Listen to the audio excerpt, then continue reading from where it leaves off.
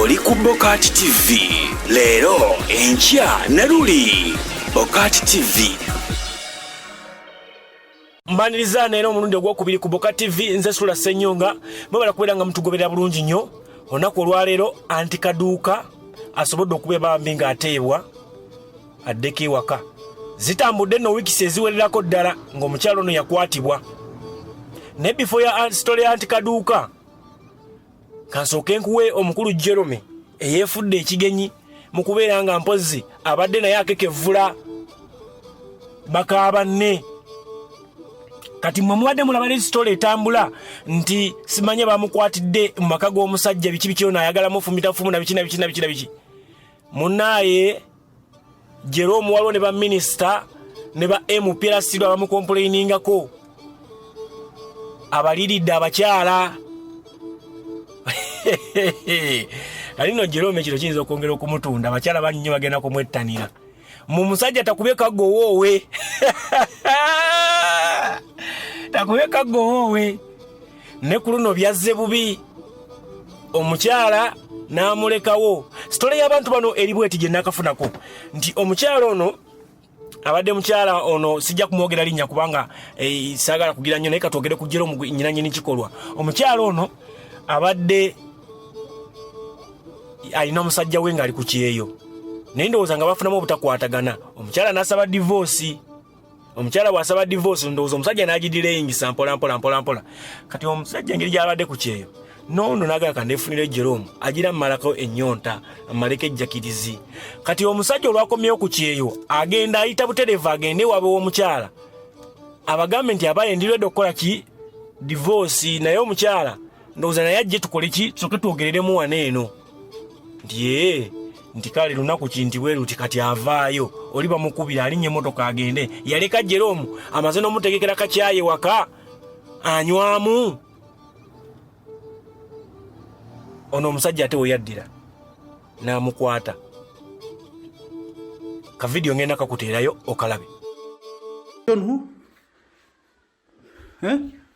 Why are you in my bedroom? Huh? Why are you in my bedroom? For Christ's sake. Bella? Go and call Bella. Why are you in my bedroom? Huh? Bella. Where do you work? Let me see your ID. Can I see your ID, please? Let me get it. Stay there. Let me get it. No, stay there. Okay. Who are you? Tell me your name. I'm Jerome again. What do you want here? Please don't kill me. What do you want here? This is my home. This is my house. Yes, sir. I built it from the first brick. Yes. What are you doing here? Let me tell you. Yes. And tell the truth. Yes. Because I'm going to push this thing inside you. Yes. And then we go to court and then we do what we sort it out. Tell me. Okay, the thing is, I visited here. And this lady. And this lady, continue. Call Bella for me. I just called Bella. Continue. This lady came and she told me. Bella, you see what your mother is doing? This is a naked man in my bed. No, I'm not doing anything. Open. What are you doing in my bed? This is my bed. This is my mattress. I bought it with my money. This is my bed. I bought it with my money. This is my mosquito net. I bought it with my money. Please. Get this one. Bella, get this one. Stay. Stupid. Stay. Get the video. Stay. Leave it. Please don't kill me. What are you doing here? First wait, let me tell you something. Stay. Tell me what. What are you doing in my house? Huh? Wait, sir. What are you doing in my house? Don't kill me. First wait. Huh? What are you doing in my house? First wait. What is your name? I'm called Jerome. Where's your ID? I have it. Where is it? I'm going to give it. Where is it? Tell me where it is. Because you want me to come out and then you start running away. No, I can't run away. Let me get it. Please don't kill me. Where is it? Where is the ID? It is there. Where? You show me where it is. Where is it? You get it from that wound. From which one? From that trouser. Bella, you open this trouser. No, it is in that wallet. Which wallet? It is there. You get it. Don't kill me. I'm the only boy of my mother. I don't care. When you mess around with somebody's wife, No, please forgive me. you pull out the ID. I have This one. everything. Just pull out everything. No, that one. Please don't kill me.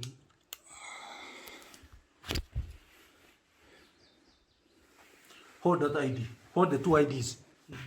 Leave the spear. I'm not going to kill you. Okay, I'm not going to kill you. Don't kill I'm not going to kill you. Leave it. Leave it. Let it be. Leave it. Leave the spear. Before I change my mind, hold those two cards. Hold. No. Don't put the whatever down. Hold the IDs. Give me. You've got them properly. Hold them like this. Can you see the names?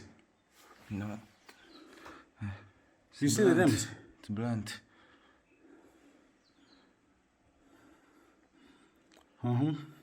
Behind. Okay, stop it. Aha, kati ye Jolome eyefuukidde afuuse mukoko ku buli social media. Bakozeewo ne kiraabu awo egatta abo ba Jerome. Naye gagambibwa ng'ogyeko ekya divorce omusajja ono abadde alya ne baka ministers ne ba MPs. Ekirala bagamba omusajja ono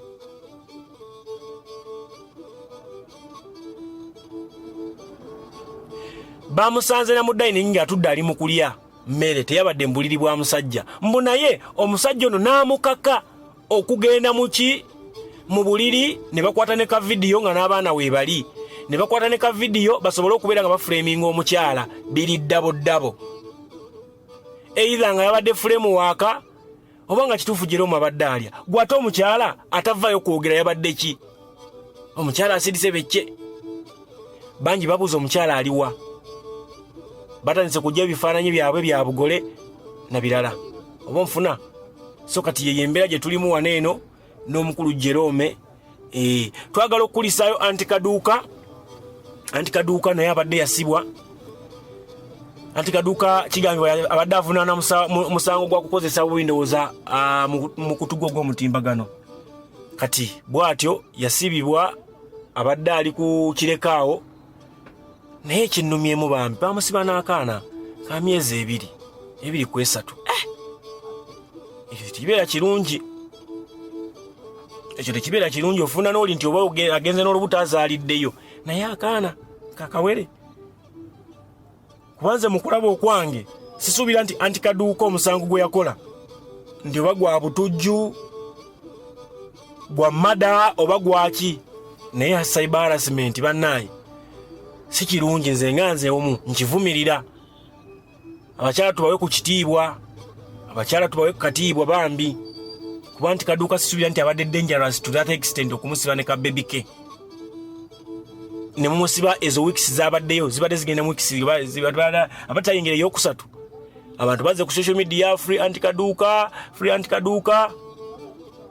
Onako olwaleero ninesanya okutegeeza lawyer wa NUP Shamimu Malende agenze omukyalo ono ne bamuwa bond, ne bamuwa ebeera bail, si bond. Singa badde poliisi ebeerawo ne poliisi bond, bamuwadde bail.